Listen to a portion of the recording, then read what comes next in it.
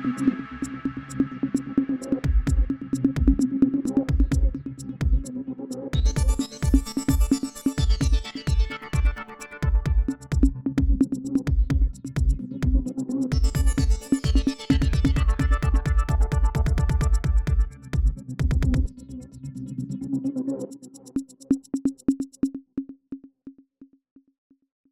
warm welcome to our viewers in Kenya and around the world. I'm Ernest Njenga. Coming up in the next half hour. Stay tuned on the refugee crisis and how the government is trying to remedy the situation. How the conflict in Sudan is shaping regional politics within the East African community. And in the banking sector, the banking fraud and syndicates are shaping the cybersecurity laws in Kenya. Is the digital space fueling the rise of tribalism in Kenya ahead of the 2027 general election? You can join the conversation on our social media handles, Facebook at Factline Africa, X Factline_Africa, and the hashtag of the day is State of the Continent. On to our first story. Kenya has long been a haven for those fleeing regional instability, but today that sanctuary is under unimaginable pressure. As global aid budgets shrink, the humanitarian lifeline that once sustained nearly 1 million people is drying up. With international funding for food and basic services having plummeted by over 60% this year alone, the Kenyan government faces a mounting burden. How to protect the vulnerable within its borders while meeting the needs of millions of its own citizens facing economic hardship. In a strategic shift to move away from aid dependency, the government earlier this year launched the Shirika Plan, a bold roadmap to transition traditional camps into integrated, self-sustaining municipalities. It is a pivot from relief to resilience, but on the ground, the transition is proving complex. Our correspondent Diing Madol is examining this stark reality and what it means for the refugee situation in Kenya. For 850,000 people, temporarily has become a lifetime, but the lifeline is frying.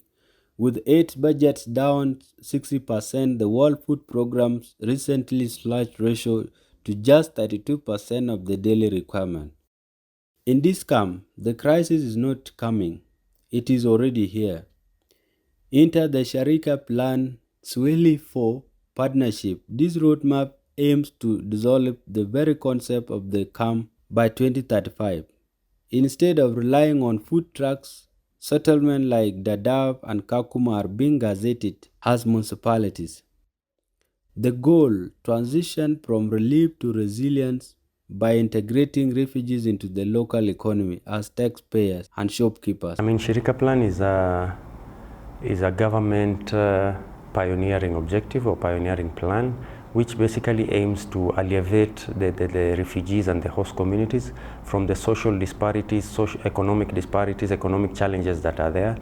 Shirika Plan is a vision or is a tool that is going to move away from humanitarian-oriented approach where refugees and host communities solely rely on development partners in terms of humanitarian aids. However, Shirika Plan is now coming to ensure that the refugees and the host communities become self-reliant. This year, the enhanced single register began moving 500,000 refugees into national health and school system. But this transition is tightrope work. In Garissa and Turkana, where 74% of locals already use harmful coping strategies to survive the economic crisis, many ask if the aids dry up, will the infrastructure follow? So some of the challenges faced by the refugees in Kenya, one of them is inadequate health care. So as you can see, like in places like Kakuma refugee camp, most people, the place is highly populated and the healthcare facilities are inadequate. They don't have a lot of hospitals, they're limited. Maybe they have almost 3 or 4. The Shirika Plan is at high-stake gambles, betting that the right to work will contribute more to Kenya's GDP than a decades of handouts. As the global funding vanished, Kenyan experiment is blueprint for 120 million displaced people worldwide. A success means a new path to dignity. Failure means a century turned into remembrance of a global neglect. And now our correspondent Ding joins us live. Ding, you have interacted firsthand with the Shirika plan. Do you think it is a viable solution to the refugee problem in Kenya? The Shirika plan is a bold, necessary step away from the open-air prison model of traditional camp by transforming Kakuma and Dadaab into integrated municipality. Kenya is finally treating refugees as economic contributors rather than permanent burdens. Its viability rests on the right to work and freedom of movement, tools that allow refugees to sustain themselves. However, we are currently at a dangerous crossroads. With international aid hitting a record low in 2025, this plan is being tested by extreme scarcity. It can only succeed if the transition from humanitarian aid to government-led development is backed by actual investment. Otherwise, we risk a simple integrating two different populations into the same cycle of poverty. One of the biggest problems of refugees is integration with host communities. Going forward, how do you think the host communities will navigate the reduced funding? For the host community, the funding cliffs has changed the game entirely. They can no longer rely on trickle-down benefits of non-governmental organization projects like the free water or clinics. Instead, they're navigating this by demanding that services is fully absorbed in the county government system to ensure long-term stability. There is a visible shift from a culture of aid to one of partnership, where local refugees are forced to trade and share resources to survive. While there is a real fear that integration will lead to increased competition for water and land, the host community are increasingly focused on formalizing these shared economies, knowing that the old humanitarian model is gone for good. We have just gotten the facts from Ding as well as the situations from Kenyans on the ground, and would like to have a few more insights on the true state of refugees in Kenya, as well as hear more about the Shirika plan. I am joined by two key figures in this discussion, immigration lawyer George Mati Muse and senior protection and legal officer at the Department of Refugee Services, Ibrahim Khalif. Thank you for joining us, gentlemen. Let's get right into it. To George, there has been a major shortfall in recent years, resulting in food rations and the use of differentiated assistance by the WFP. What does this mean for the refugees in Kenya? I think first of all, to contextualize, since COVID, a lot of the countries now looked into their funding and their contribution to other requirements like humanitarian support and so forth. And then you flash forward with President Trump coming back to the White House and completely change how the United States contribute to donor funding and mostly to the refugees. What that means in effect is the World Food Program as well as the UNHCR and other agencies do not have enough funding to meet the needs of refugees. Therefore, it means to refugees that their right to food, even to health and education, will be impacted. Because now we have even seen a bit of chaos, demonstrations in the refugee camps where refugees are, because the rations are coming down every day and the allocation for their subsistence is coming down. So it means they will get smaller portions, they're going to get less subsistence money, and therefore that would see a lot of health-related issues. You might start seeing malnutrition, you might start seeing children dropping out of school, and therefore not being able to enjoy social rights and protection.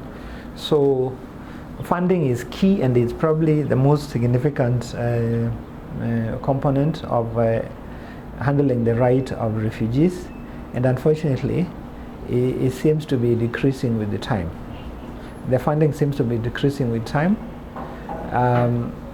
which in effect also means the right to food, the right to education, to health is being affected. To follow up, what legal obligations do Kenya and the international partners have towards the refugees?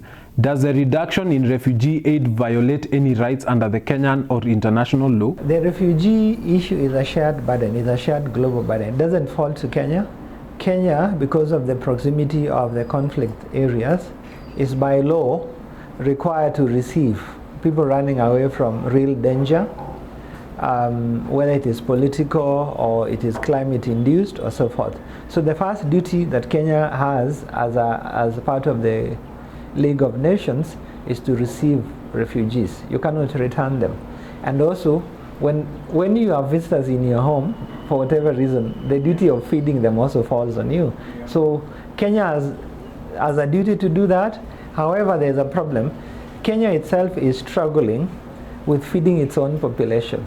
You know, akin to a parent who has visiting children, but also as our own children. So the first duty is to feed our own children and then give something small to the visitors. It's the same for refugees. So as I see it, yes, Kenya's duties shared. The refugee hosting burden is shared. If you recall, Kenya has been hosting refugees now for more than 30 years. Huge burden on us. So, and sometimes I have a problem when donors say they have donor fatigue. They can't continue funding. What about Kenya saying we have hosting fatigue? What happens? And now to you, Ibrahim. The Shirika plan aims to transition camps into integrated settlements. Beyond donor funding, what is the government's core economic hypothesis for this transition? How will these new municipalities like Kakuma ensure that refugee economic activities benefit the host community without exacerbating local job competition? I mean, that's a good question, and thank you. What we are doing is that currently we already launched the Shirika plan. The President, His Excellency, launched it on 28th of March this year. What we are doing currently is that we are drafting the implementation matrix. The implementation matrix will be able to allow us to accost the plan. We see what areas of intervention touches on economic empowerment for both the refugees and the host communities. Therefore, the government is about to roll out the implementation matrix, of course, to the current governments that wish to support the Shirika plan, and also to the current development partners that had committed or are willing to commit to support certain aspects of implementation of Shirika plan. And we also have a financing strategy.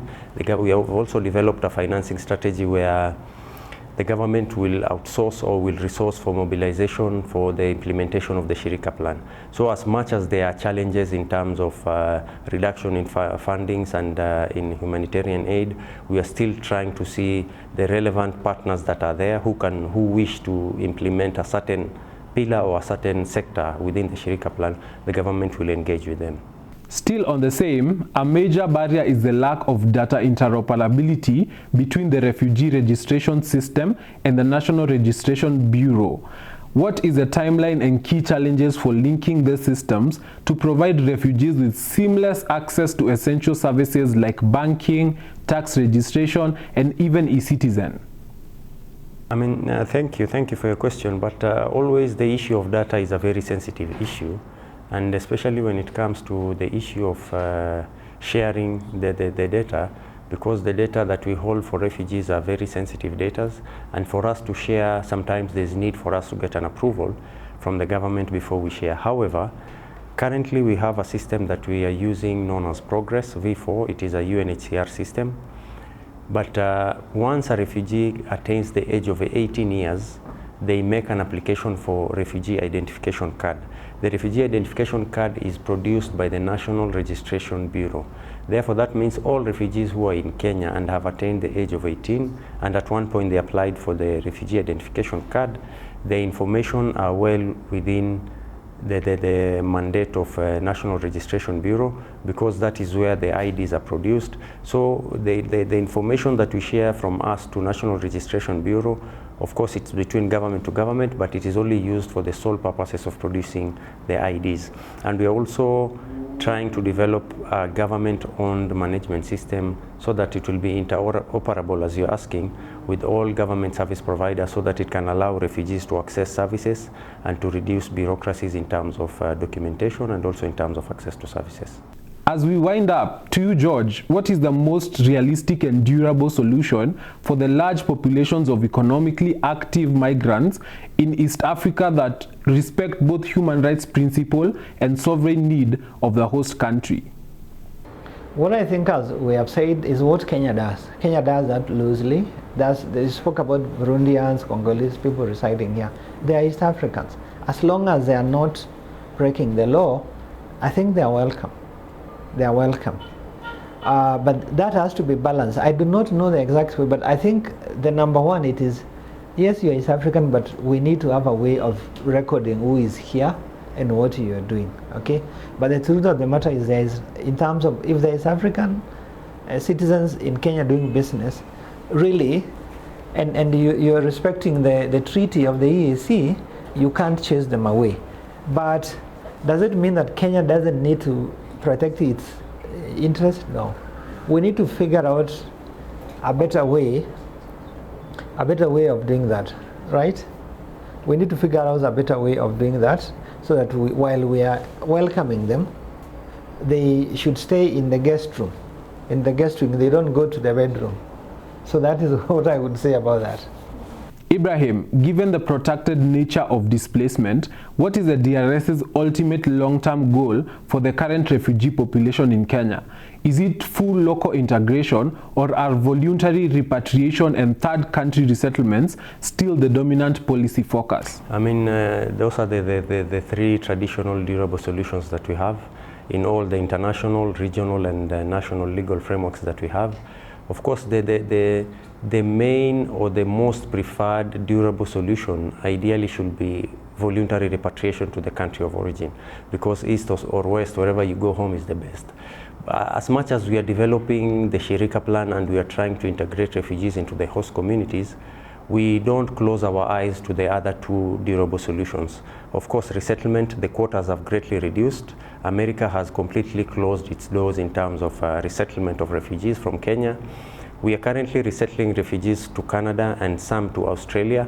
So that means the responsibility of burden sharing in terms of in the spirit of implementing the global compact on refugees has greatly gone down. But in terms of voluntary repatriation, Kenya is currently repatriating refugees back to, and asylum seekers back to Burundi voluntarily. Of course, that is the main durable solution that we also as a country and as a government try to encourage the countries that produce more refugees and asylum seekers also to try and consider what aspects can be developed in their countries to ensure that even if the refugees and asylum seekers repatriate back to the countries of origin, is the repatriation going to be sustainable? Is there going to be peaceful reintegration, or what challenges are they going to face? So we liaise with the UNHCR in terms of repatriation, and we also follow up with the support that UNHCR offers in ensuring that there is peaceful reintegration and sustainable reintegration of the individuals who have repatriated.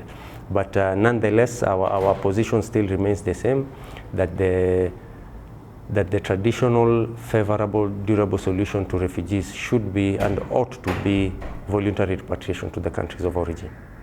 Thank you very much, gentlemen. That was immigration lawyer George Muthui and the head of legal at DRS, Ibrahim Khalif, on the humanitarian situation in Kenya. As always, keep the conversation going in the comment section and our social media handles. 14 years ago, the world celebrated the birth of South Sudan, a nation forged in the hope of self-determination. But today, that promise is overshadowed by a cycle of conflict and humanitarian crisis that is redrawing the political map of East Africa. As global aid flows dry up, the burden of this instability is increasingly falling on neighbors like Kenya, Ethiopia, and Uganda. Nations now forced to balance their roles as peacekeepers with the weight of hosting millions of displaced people. The numbers reveal a crisis that is both deep and expanding. Today, over 2 million South Sudanese are living as refugees across the region, with 300,000 forced to flee their homes in just the last year alone. Despite the dire need, international funding has plummeted, covering less than a third of the required humanitarian response.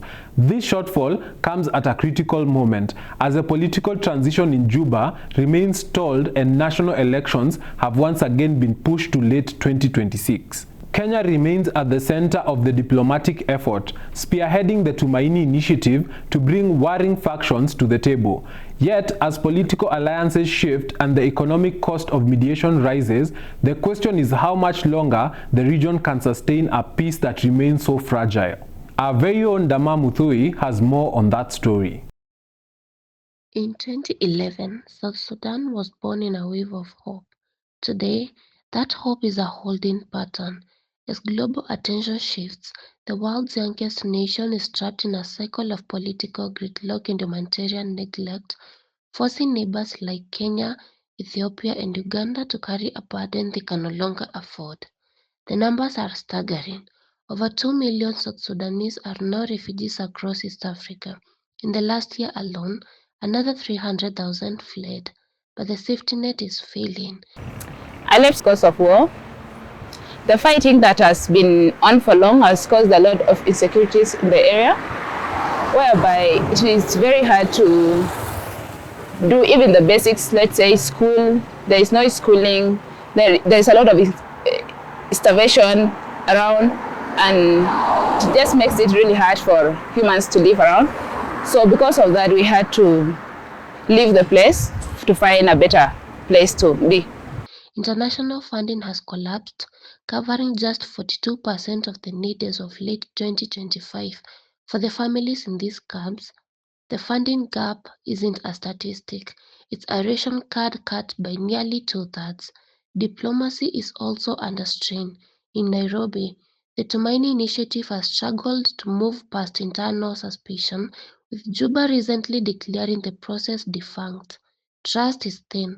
With national elections pushed back yet again to late 2026, many fear the transition has become a permanent state of limbo. Without a unified army or a finished constitution, the road to democracy remains stalled. South Sudan as a member state of East Africa community, when it is weak, it's like when your finger, the smallest one, is sick. Are you sick as a human being? So when there is a violence in the East African community, we are weak as a community, because the South Sudanese, they should be somewhere in their very wealthy country, developing their country and their economy, so that even we now in Kenya should be going to South Sudan for food, because it's a very wealthy country. They have oil, I think probably the largest deposit of oil.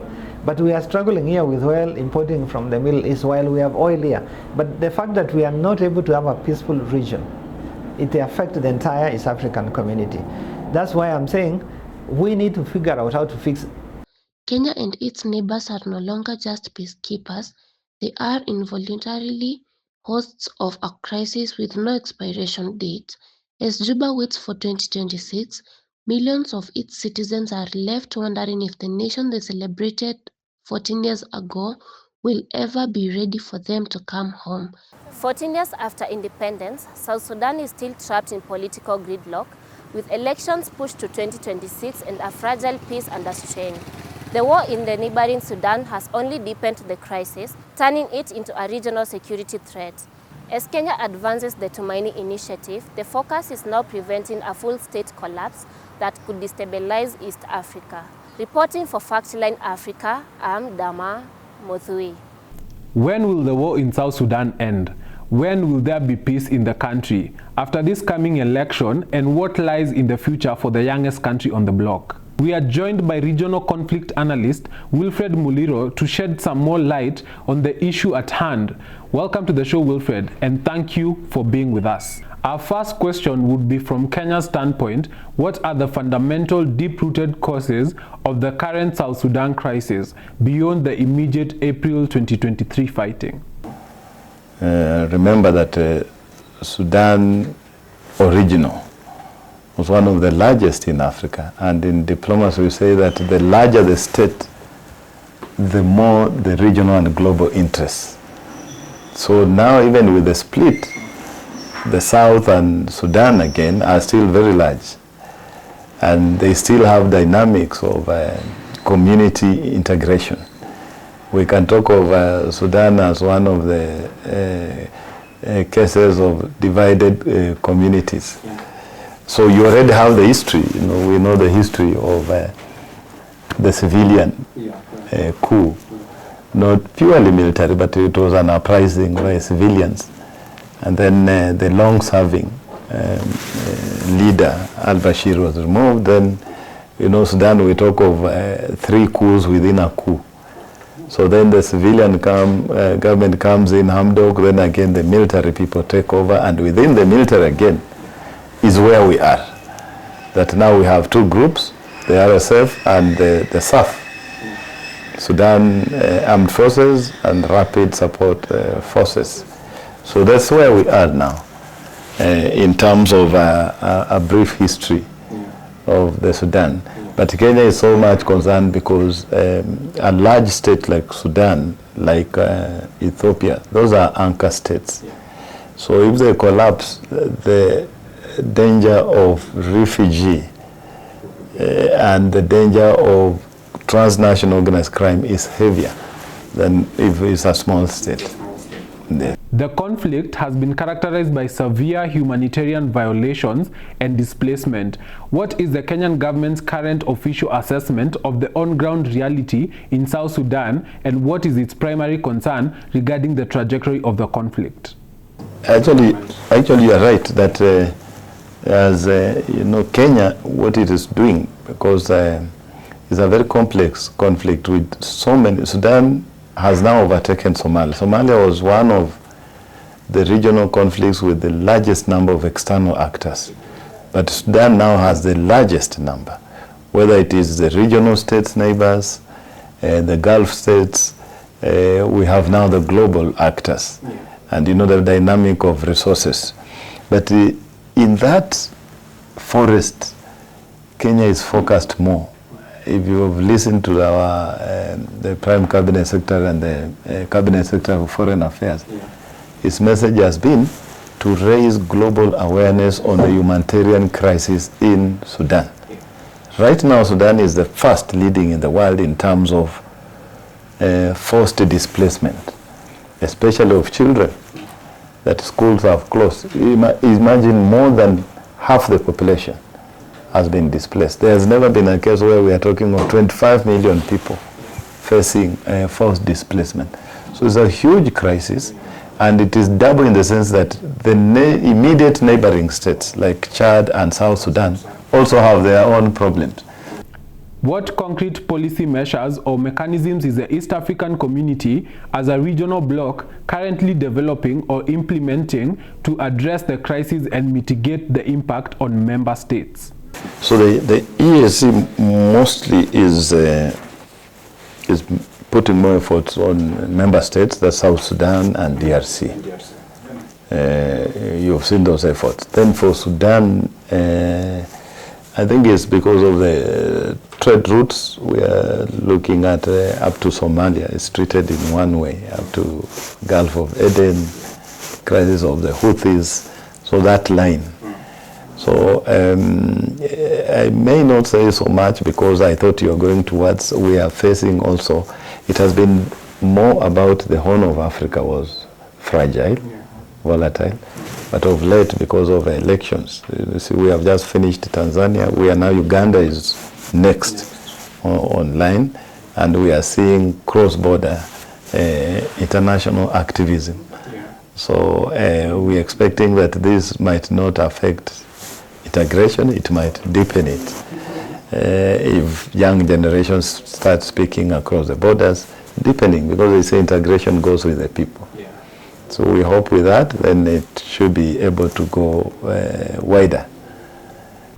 IGAD, the Intergovernmental Authority on Development, is the primary regional mediator.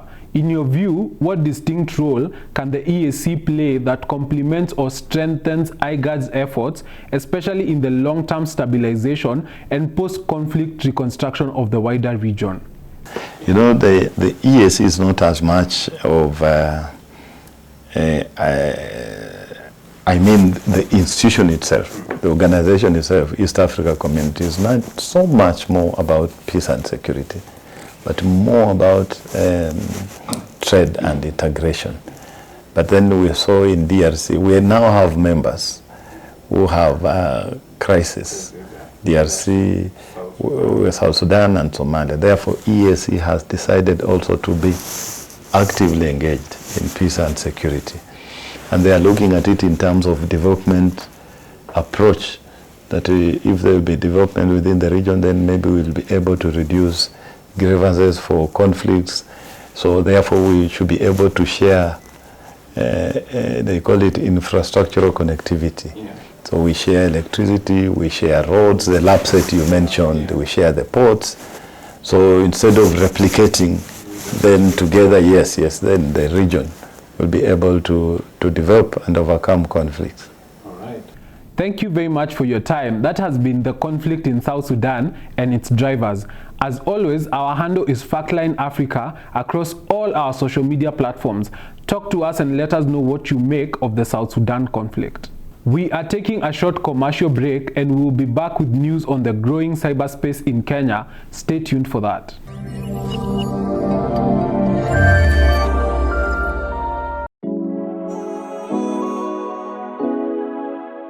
My name is Mary Wamboi. I could say in the terms of growth, AFI is growing at a really fast pace. I think one of the things that is helping AFI grow is that we are able to receive customer feedback. I can say that we are receiving customer feedback from probably what the customer tells the butchery person or the waitress. Maybe the waiter might be a bit too shy to tell the management. But now since we have a direct link from the management, from the customer to the management, we can be able to deal with these things directly. And TAP is really helping with that. TAP is an opportunity for the management to know what's happening with the customer. Hi, this is Mary from AFI Pork House, and we are tapping into success with tapping.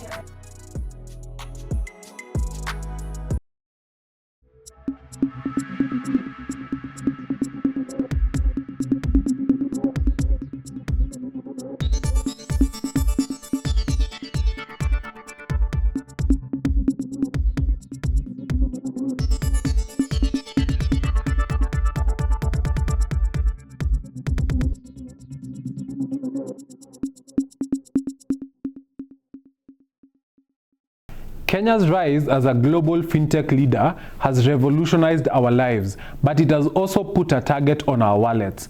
As our digital economy grows, so does a sophisticated wave of cyber fraud that is now siphoning billions from the banking and mobile money sectors.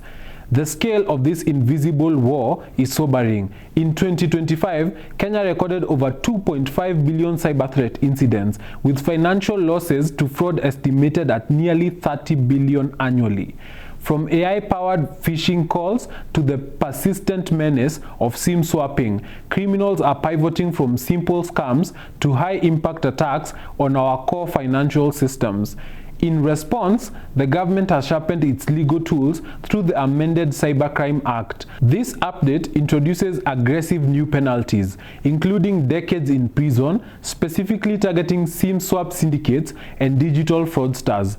Yet, even with tougher laws, the battle between hackers and the law remains a high-stakes race. Our special news correspondent, Sidi Omari, helps us peel back the mask and look at the Kenyan cyberspace with new eyes. In Kenya, our phones are our banks, and for cyber syndicates, that makes every citizen a walking target. The numbers are staggering. In just the first quarter of 2025, Kenya fended over 2.5 billion cyber threat incidents. While our fintech success leads the world, it has also invited a sophisticated breed of criminal, one that no longer steals just passwords, but also siphons nearly 30 billion Kenya shillings from our economy every year. A lot of online fraud or online banking fraud happens, but most of the time it's when you subscribe to sites you do not know well, you're not familiar with, and also when you share your credentials, it's very easy for someone to even alter or even do what, and even tamper with them. The arsenal of the modern hacker is evolving. AI-powered phishing now allows fraudsters to clone voices of bank officials or relatives with terrifying accuracy. Meanwhile, SIM swapping remains a persistent plague, locking users out of their own lives in seconds while accounts are emptied. This isn't just petty theft, It's an industrialized operation targeting the very trust that holds our digital economy together. In response, the government is striking back with the amended Cybercrime Act. Assented to in late 2025, these laws transition from warnings to war. As an industry practitioner, I am excited about law of the land. If we have law that you can prosecute fraudsters, I am excited. The data privacy, data protection, I'm excited. Computer Misuse Act, I'm excited. From a populist perspective, we like to scream. We like to yell that this is wrong, something's out of it. But the reality, there's a lot of good in that act. It's giving the investigators, the prosecution. As a society, we are maturing by putting these laws in place. Of course, there's always room for improvement. There's always room for change. But as a practitioner, yes, this is good for us as a society. It will move us from here to there, and then, of course, to the next level. Convicted SIM-swap fraudsters and identity thieves now face up to 10 years in prison or fines of 20 million Kenya shillings. The Act also grants the National Computer and Cybercrimes Coordination Committee new powers to block malicious sites instantly, hoping to cut the digital oxygen of these syndicates. But laws are only half the battle. As hackers refine their code, the ultimate firewall remains the user. In this high-stake race between the law and the keyboard, vigilance is no longer optional. It is the price of our digital freedom. Sidi Omari, Factline Africa, Nairobi. And now, to shed even more light on the cybersecurity space, we are joined by tech analyst from Internews, Abraham Marita. Thank you for joining us. What do you see as the most prevalent cybersecurity threat affecting organizations in Kenya today? In my opinion, and also based on the research that Internews has conducted, we have observed that majority of the issues that Kenyans have raised concern about are around financial fraud and also what we call social threats like dis and misinformation that is affecting the largest population in the country. And how has the threat profile changed over the past 5 years? Within this period, 5 to 10 years, we have seen increased internet penetration, especially in urban areas, and also the number of subscription to internet services. It means that there are a number of people, like an increased number of people, about 40 million people are now connected in the country. But also there's also disparity in rural areas where there is not enough infrastructure to allow this kind of expansion. But with this increased uptake or usage of internet services, there's also been increased dangers emanating from the internet space, like what I've mentioned, social media threats, including mis and disinformation, financial harms like online fraud, and other forms of attacks that are targeted to individuals or even organizations. Are cyber attacks in Kenya more criminally motivated or strategically motivated?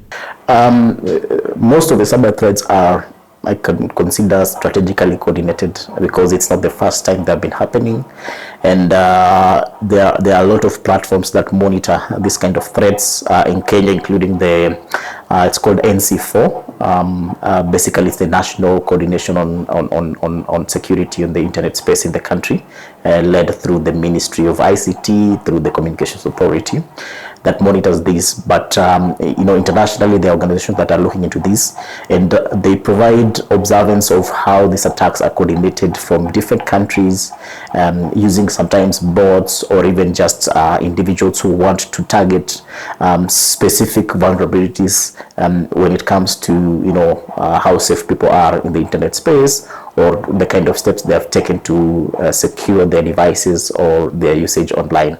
Although some of them are also individually coordinated in regards to targeting particular people, especially journalists, human rights advocates, or even some social media influencers who are speaking against particular issues in community. So you'll find that other individuals will try to engage them in a negative way to attack them or their personality. And from your perspective, does the Computer Misuse and Cybercrimes Act of 2018 adequately address today's cyber challenges? When it comes to that, I would say the amendments have tried, and the reasoning behind the recent 2025 amendments is to be able to address the kind of threats, especially financial threats that we have seen. However, the biggest issue is that we do not have the correct intentions towards protecting individuals, because one thing, for example, we cannot just address these issues through punishing, for example, those who perpetrate, without talking about how does the law, a different law, for example, the Data Protection Act, protects or is empowered to protect personal information of individuals. So if, for example, we allow corporates to misuse or not take care or secure personal information, it means that these threats will keep occurring, with the intention that we'll use the Computer Misuse and Cybercrimes Act to be able to punish those who are basically conducting these harms. So in one end, it's trying, and it's good to see that our leaders are trying to find the correct legislation to be able to use to counter cyber threats. But on the other hand, we require what we consider as rights respecting legislation that both protects the rights of individuals as well as ensure that they are safe when they're using the internet space. How well is the Data Protection Act being implemented in practice? I think that the Office of the Data Protection Commissioner is doing quite a good work, and we can only speak about it because it was enacted recently. It's a new office, hardly done 5 years now, and the kind of work that they have done is commendable. The only thing I believe is limiting them to do much more is funding, to be able to ensure that they do a lot of public awareness for people to, first of all, understand their rights when it comes to protection of their data.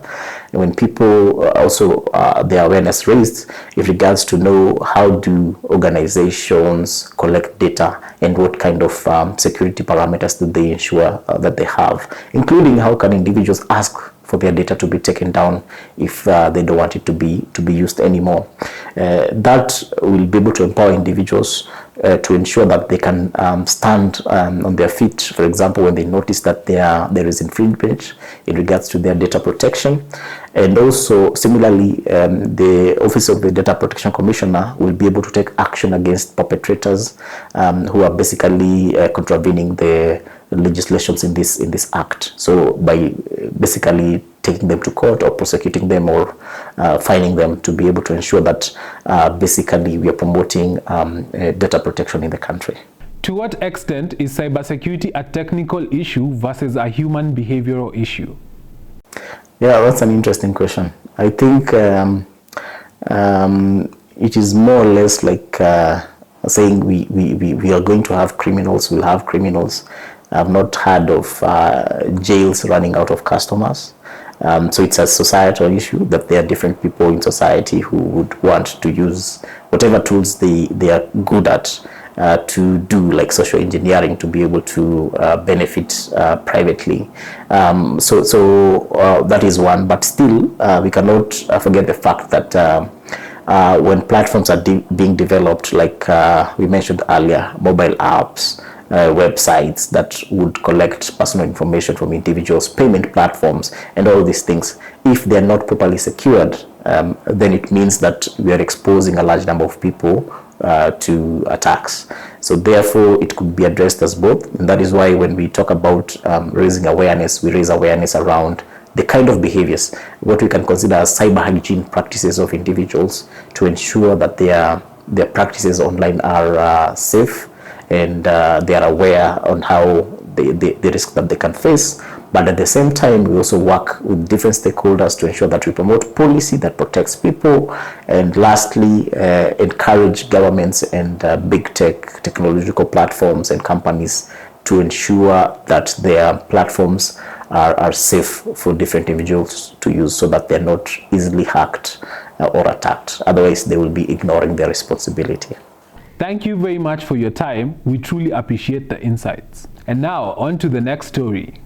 Once celebrated for connecting people and amplifying voices, social media in East Africa is increasingly becoming a battleground for political influence, misinformation, and ethnic division.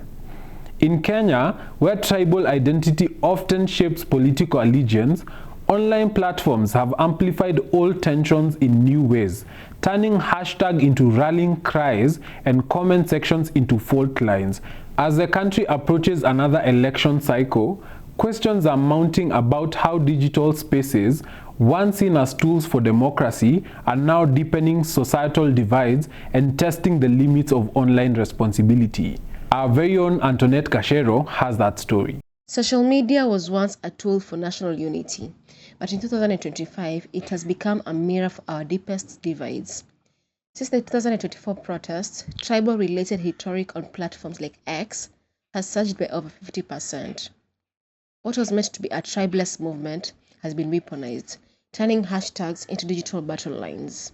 Mimi naitwa Martin Odanga, mimi naishi Ngwaro. At the moment sahi rawa ameenda unacheki, so vitu iko complicated Kenya unacheki. Hakuna department yote tuna trust. Hata yetu tukiangalia hata government niko sahi. Tunajua tu ni machocha wanatupiga, lakini ikifika ni masaa keki hao wenyewe ndo wanajua washakata keki, unaona. Sisi ni kama tu wafanyakazi huko kwa ground unacheki. Tunafinywa tu yani. Yeah. The polarization is fueled by algorithms. Research shows Kenyans now spend up to 21 minutes daily exposed to content that others different ethnic groups as you approach the 2027 cycle. So kila wazee lazima watapigia mtu wa kwao. Yani tuseme kama for example tuseme Wanjaluo. Ile chama unajua ni ODM. So hao lazima ODM ile side itakuwa watafutia ODM, kama ni Wiper hivyo. So kabila lazima itakuwa. The NCIC warns that AI-driven deepfakes are manufacturing flashpoints in seconds. As we hurtle towards the 7 elections, the digital village square has become a digital frontline. The tribal rhetoric that once whispered in private is now amplified by algorithms, turning ethnic identity into a weapon of political exclusion.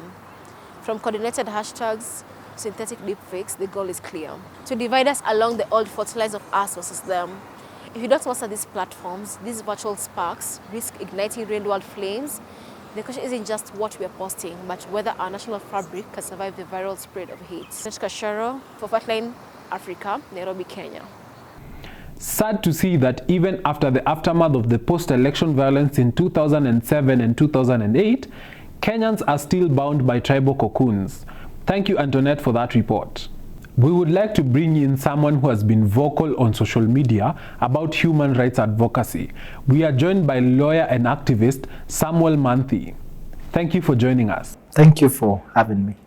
To start us off, from a legal and constitutional standpoint in Kenya, how is the state of social polarization driven by online discourse currently defined or addressed with existing legislation, such as the Constitution, the Penal Code, or media law?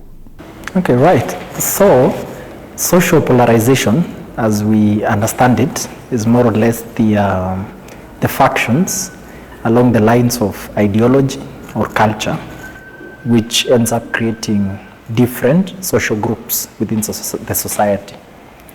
That, in and by itself, within the Kenyan legal framework, finds its sitting, I would say, in Article 33, that guarantees the freedom of expression. That is 33 of the Constitution. So basically, it gives every Kenyan the right to freedom of expression, just to, you have the freedom to express yourself. However, the Constitution limits that right, so to speak. There are specific aspects of what you can express yourself through, or what you can express, that are not considered to constitute that right to freedom of expression, which is something like incitement to war, propaganda. Propaganda of war and incitement, and then also making statements that can spur up ethnic hatred, so to speak, right? The Kenyan Constitution guarantees the freedom of expression in Article 33, but also limits speech that constitutes hate speech or advocates for war. How challenging is it for the judiciary to draw the line between protected, albeit fierce political criticism and legally prohibited polarizing content online? Very well. When it has to do with distinguishing political criticism and speech, rather, because I understand that in this context we are talking about line expression that, might lead to, polarizing the society of Kenya at large. So usually when it has to do with distinguishing political criticism and, speech that can be hate speech, for that matter, or speech that can be that can amount to incitement or propaganda of war, usually courts, I would say it can be a very, very tricky or dangerous ground to tread on, because always there has to be the test of the contextual proportionality, right? So that you would examine the expression of this particular piece of communication. Does it lead to something that incites violence or is a propaganda of war? Again, it's also balancing that with the right of that individual to express themselves. So I would say it's usually case-to-case dependent, right? However, if you look at, for instance, the provisions of the Penal Code, particularly that should be Section 77, subsection 3, it talks about one of the subversive activities is speech or activities that can incite violence, or saying things that can amount to hate speech, or, saying things that are untrue, false statements. However, it puts a caveat to it. It says that if you do that in good faith, then you are out of the clause of the law, right? But the bottom line response to that question is that it's usually case-to-case dependent, right? Although there is that test, the nature of word, we have to look at the nature of words. We also look at the intent of the person who was saying those words, or the likely intent, or likely outcome, sorry. Social media platforms like X, formerly Twitter, are seen as primary drivers for polarization. Do Kenyan laws such as the Computer Misuse and Cybercrimes Act hold these platforms accountable as publishers of polarizing content, or are they primarily treated as neutral carriers, and does this legal distinction need revision? All right. So when it has to do with holding these, multinational media corporations accountable here in Kenya, it's not even particularly just limited to Computer Misuse and Cybercrimes Act, but we have a number of institutions that are vested with the powers to keep those corporations in check, right? So if you're talking about TikTok, Meta, X, all these platforms. The first one is the Communications Authority of Kenya. This is the institutional institution that is tasked with basically keeping the Kenyan online space safe, so to speak, so that their work is basically to check information and communication services in Kenya. And so when these multinational corporations come into the country, they have to get a license from CAK. Okay? So CAK regulates them in that regard. The other one is the Media Council of Kenya. The Media Council, now that one deals with journalists and media enterprises.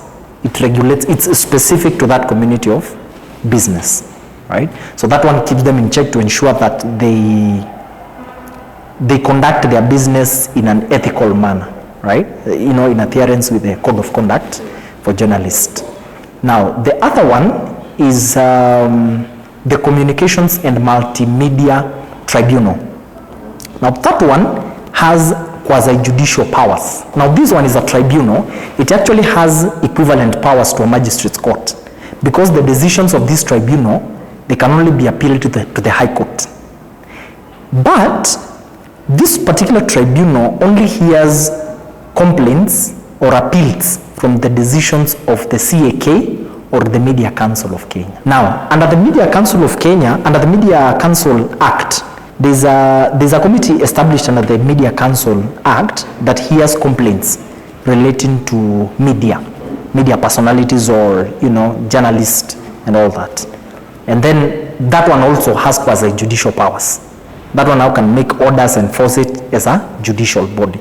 So basically when it comes to regulating those multinational corporations within the Kenyan space, that is the institutional framework that regulates them. And it will interest you to know that the CAK actually is the one that enforces the Computer, Nuisance and Cyber Crimes Act. So basically, CAK is like the main body that regulates this.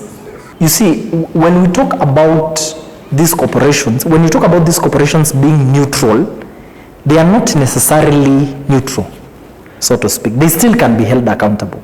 Because in any case, the CAK can revoke their license, all right?